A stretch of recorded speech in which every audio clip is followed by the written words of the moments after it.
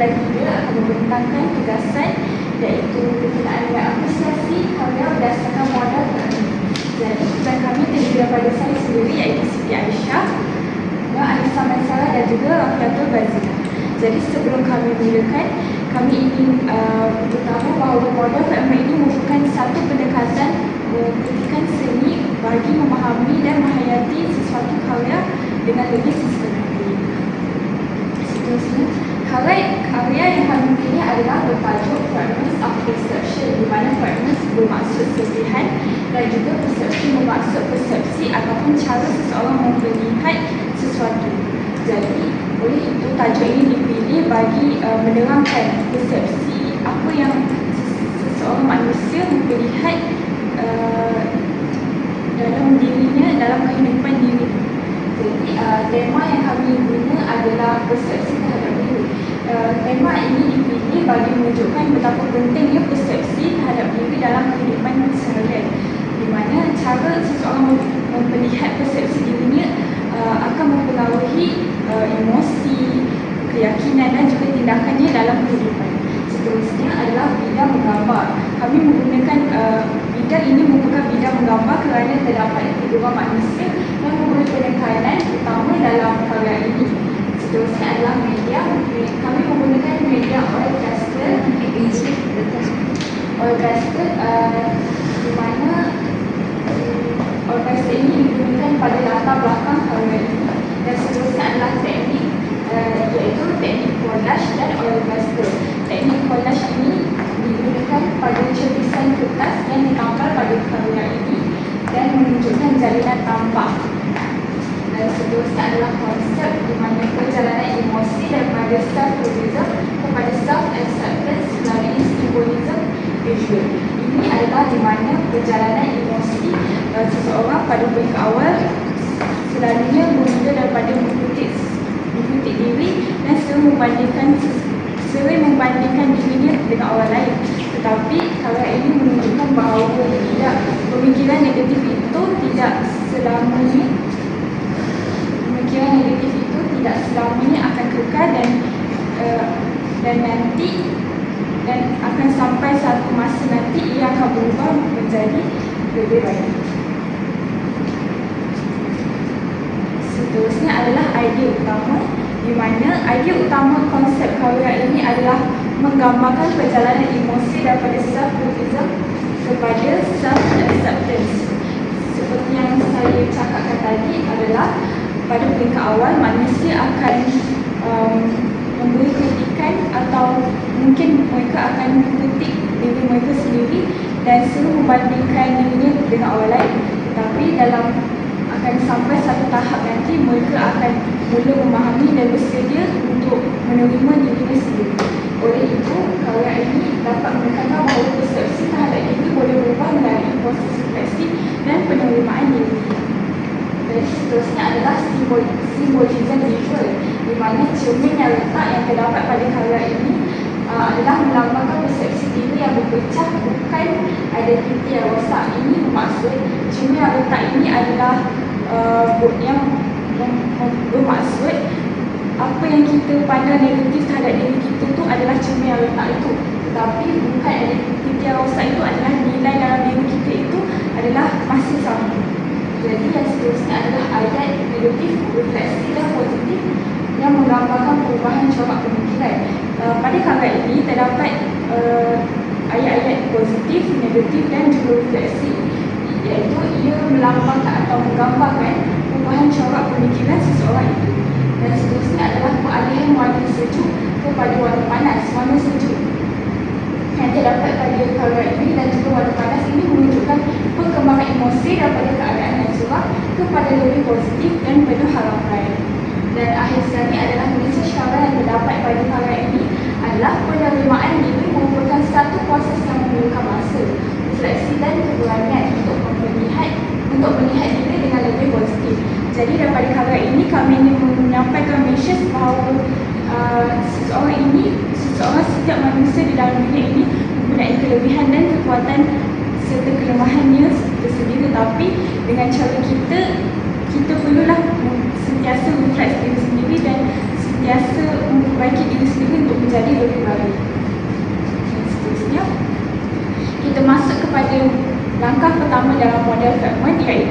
deskripsi di mana ia adalah untuk menerangkan apa yang dapat dilihat pada karya secara objektif tanpa membuat tafsiran. Jadi pada peringkat ini kami hanya pada deskripsi ini hanya perlu membuat pemerhatian secara visual dan bukan memberitahu makna atau visi yang terdapat pada karya ini. Jadi yang pertama sekali adalah subjek utama, iaitu seorang gadis berhijab berdiri sambil memegang sebuah cermin yang retak. Jadi gadis ini berada pada tengah karya ini dan menjadi tumpuan utama atau fokus utama di dalam karya ini. Jadi apabila audiens atau penonton melihat karya ini, mereka akan melihat gadis ini sebelum melihat tulisan-tulisan kertas ataupun elemen yang lain yang terdapat di dalam karya ini. Seterusnya adalah pantulan. Pantulan wajah pada cermin dipaparkan dalam beberapa serpihan yang tidak lengkap.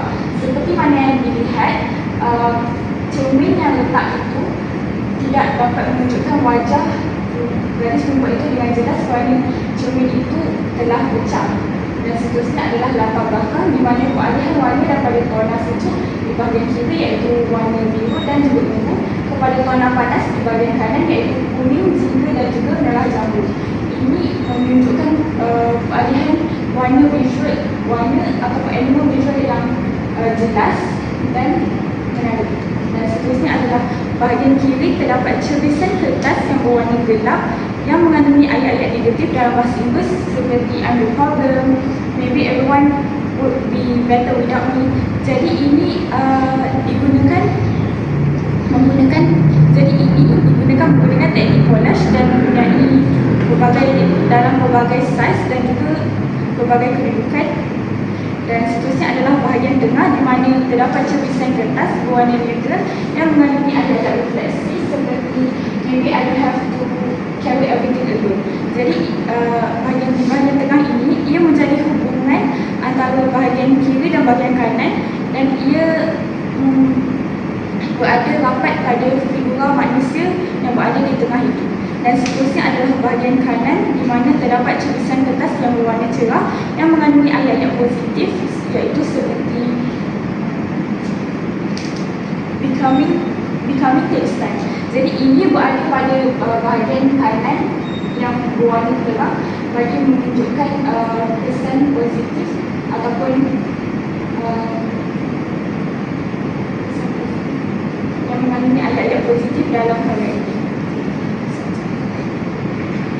Seterusnya, kita bergerak kepada langkah kedua dalam model segmen iaitu analisis. Baiklah, pada peringkat ini kita akan meneliti bagaimana unsur-unsur visual ini digabungkan dan juga berinteraksi antara satu sama lain untuk membentuk sebuah karya yang harmoni. Baiklah, pertama sekali kita nampak karya ini telah disusunkan kepada tiga bahagian iaitu bahagian kiri, bahagian tengah dan juga bahagian kanan. Seperti yang kita tahu, bahagian kiri menggunakan tona warna yang sejuk dan juga bahagian tengah yang menggunakan komposisi figura gadis yang sedang memegang cermin yang pecah dan juga bahagian kanan iaitu menggunakan tona warna yang panas dan juga yang lebih terang. Seterusnya, peralihan warna daripada tona sejuk kepada tona panas mewujudkan kontras yang jelas. Maksudnya di sini, apabila pemerhati melihat karya ini, mereka secara automatik dapat menganalisis karya ini secara semula jadi. Maksudnya, mata pemerhati boleh bergerak secara tidak langsung daripada kiri ke kanan apabila melihat visual dan juga elemen-elemen dalam karya ini. Yang seterusnya, yang ketiga ialah figura utama yang dijadikan titik fokus melalui saiz, kedudukan dan penggunaan cermin. Seperti yang saya kata tadi, figura gadis di tengah-tengah ini merupakan elemen yang utama dalam karya ini kerana saiznya lebih menonjol dan juga merupakan mesej utama dalam karya ini. Kita dapat lihat gadis ini sedang memegang serpihan cermin yang menunjukkan bahawa keadaan dia mungkin tidak stabil ataupun sedang sedih. Seterusnya ialah susunan cermisan collage yang mengimbangi ruang kosong dan juga ruang berisi. Kalau kita dapat lihat latar belakang karya ini tidak hanya kosong semata-mata dan juga dia bukanlah berwarna semata-mata. Ia ditambah dengan collage daripada cermisan kertas yang mengandungi kata-kata yang berunsurkan positif dan juga negatif. Jadi susunan cermisan collage ini telah mengimbangi karya ini kerana apabila pemerhati lihat, ia tidak kelihatan kosong. Ia merupakan karya yang mempunyai isi dan juga penuh dengan mesej-mesej yang ingin disampaikan dalam sesebuah karya. Seterusnya ialah gabungan media oil pastel dan juga teknik collage telah menghasilkan variasi yang lebih bertekstur serta memperkayakan kesan visual. Macam yang saya kata tadi, kalau kita nampak secara latar belakangnya, visual digunakan melalui oil pastel, iaitu diwarnakan dahulu serta ditampilkan cermisan collage supaya penonton tidak bosan apabila melihat karya ini. Seterusnya saya akan menerangkan unsur seni yang terdapat dalam karya ini. Yang pertama ialah garisan. Seperti yang kita dapat lihat, terdapat garisan retakan pada cermin, iaitu garisan halus dan juga dalam susunan cermisan collage, iaitu yang menggunakan garisan yang beralun yang mengarahkan pandangan pemerhati. Yang kedua ialah rupa, di mana kalau kita lihat dekat karya ini kita menggunakan dua jenis rupa, iaitu rupa organik pada figura gadis dan juga rupa geometri pada bentuk cermisan serpihan cermin tersebut. Jadi gabungan daripada kedua-dua rupa ini telah menghasilkan lebih menarik karya ini pada pemerhati kerana ia tidak mempunyai satu bentuk rupa semata-mata, namun dia menggunakan gabungan dua rupa.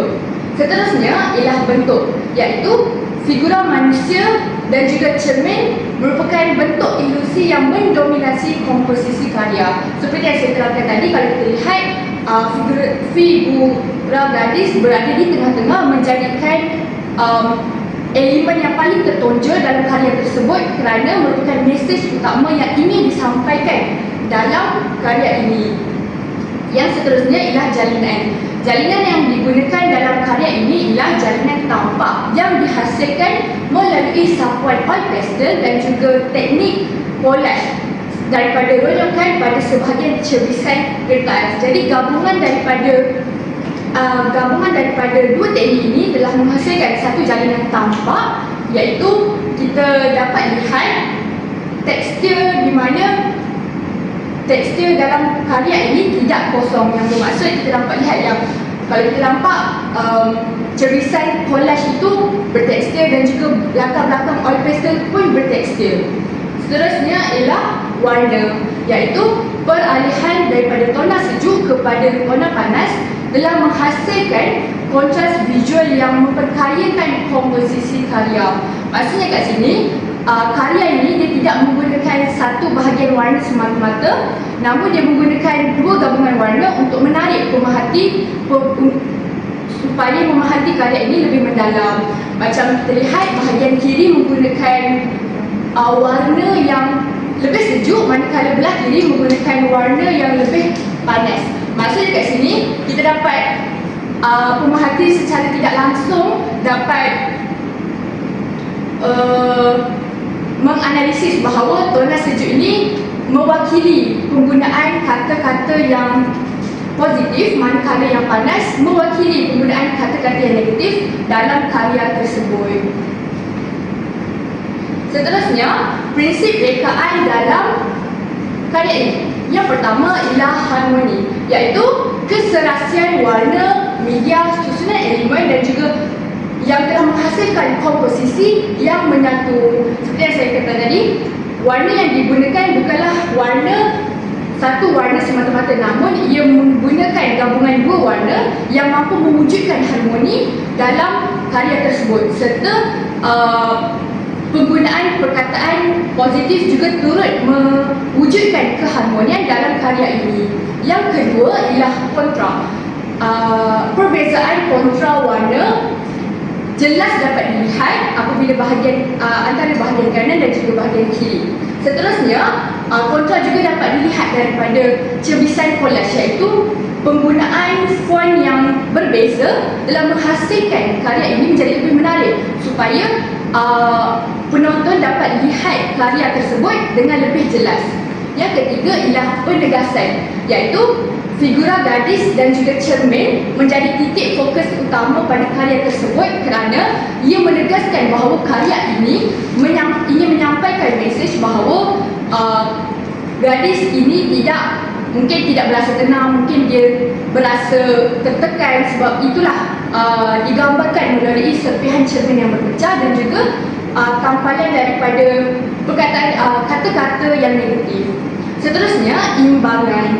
Baiklah, kalau kita lihat daripada karya ini, susunan imbangan ini mungkin tidak seimbang kerana bahagian kiri dan juga bahagian kanan menggunakan ton warna yang berbeza serta penyusunan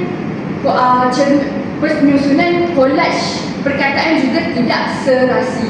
Jadi, namun walaupun hasil karya ini tidak harmoni, namun pemerhati juga boleh melihat karya ini tanpa berasa serabut kerana ia disusun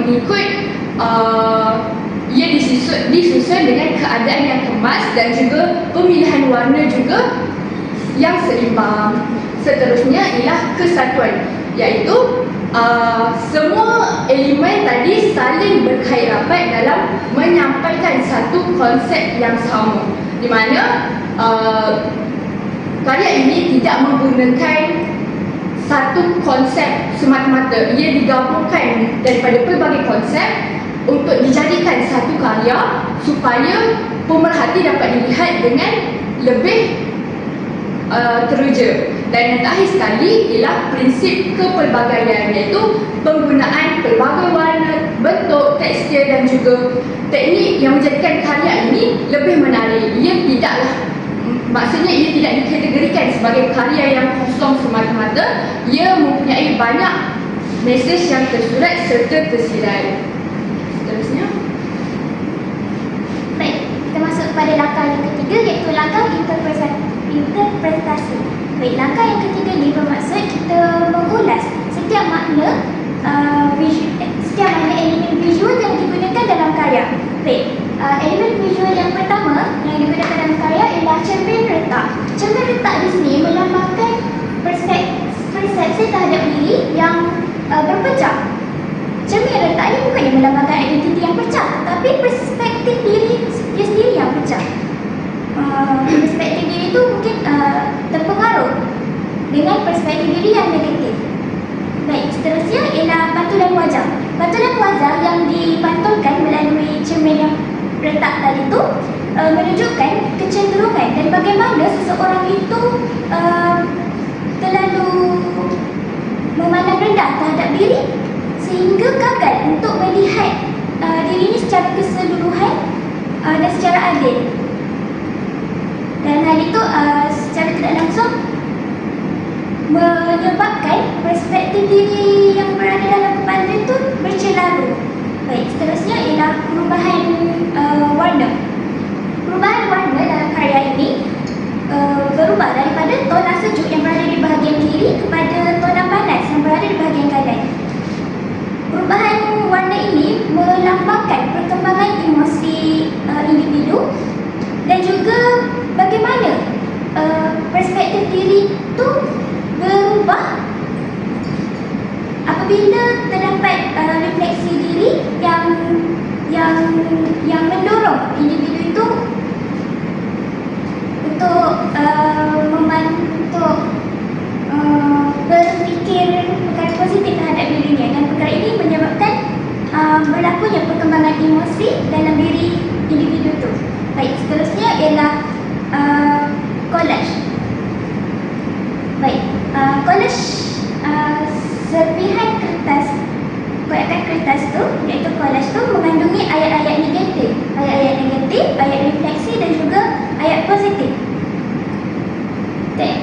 Collage itu sendiri melambangkan dialog dalaman individu tersebut sepanjang proses penerimaan diri, yang membuktikan bahawa proses penerimaan diri ini tidaklah berlaku serta-merta.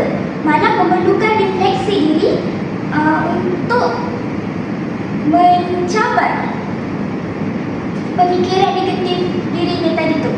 Baik, seterusnya ialah media digital. Karya ini juga menggunakan media digital yang melengkapkan penceritaan karya dengan menunjukkan proses perubahan perspektif terhadap diri.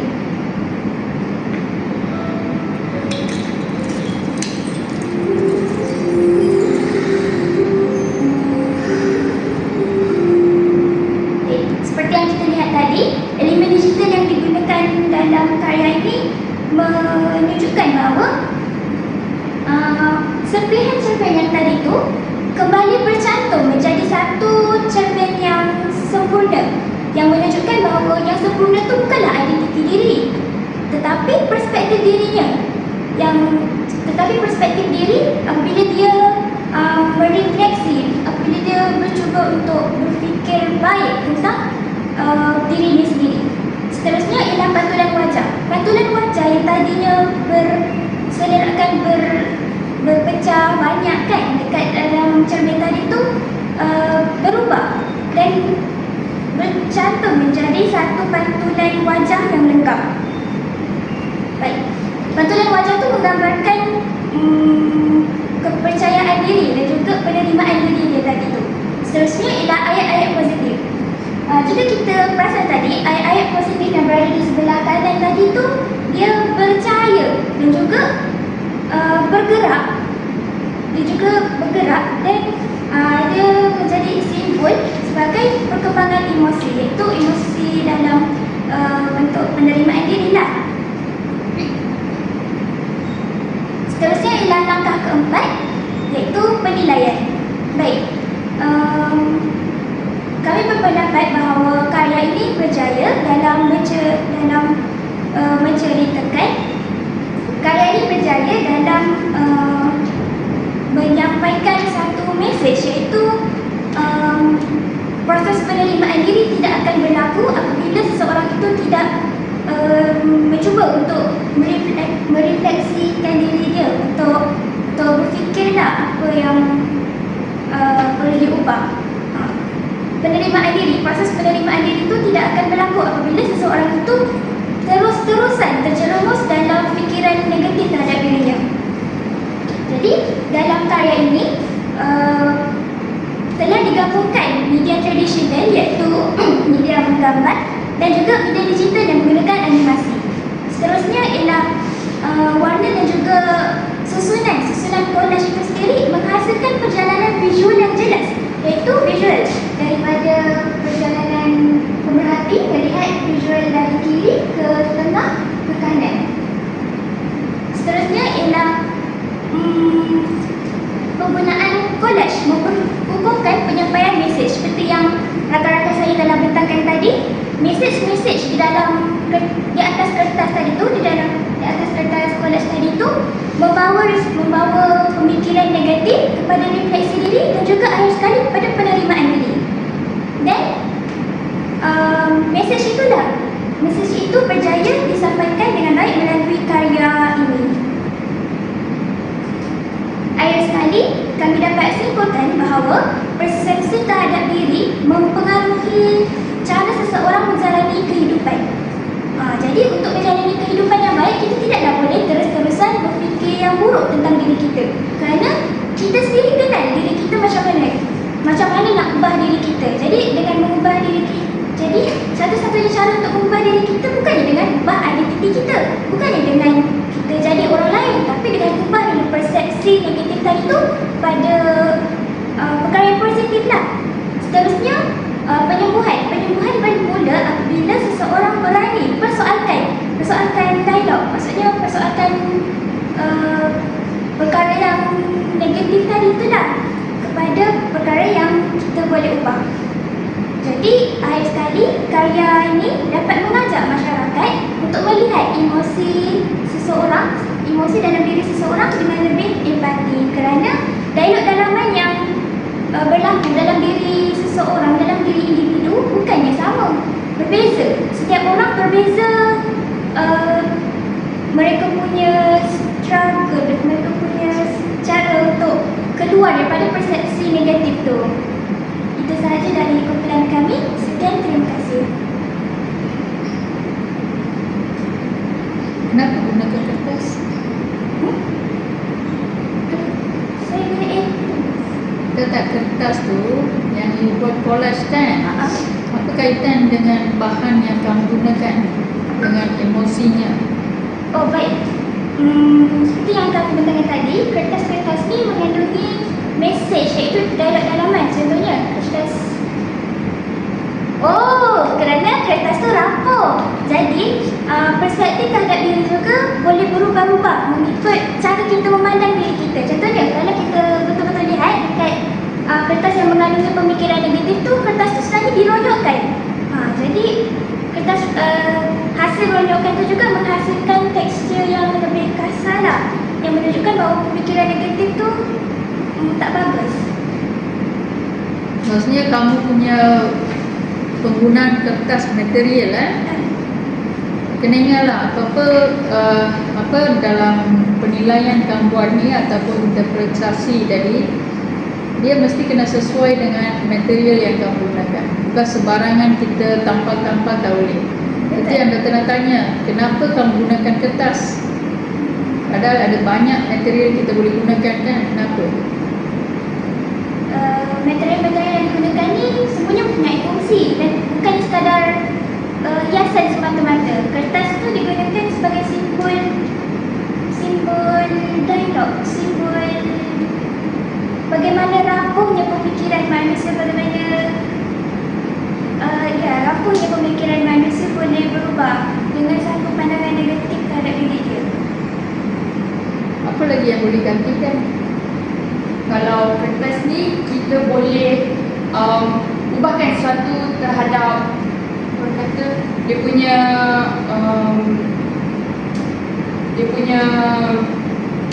kertas punya jalinan. Contohlah kalau kita dah renyukkan daripada kata-kata negatif, kalau kita dah renyukkan, dia punya tekstur tu akan renyuk. Jadi apabila kita nak ratakan balik permukaan itu akan ambil masa lebih lama dan juga susah.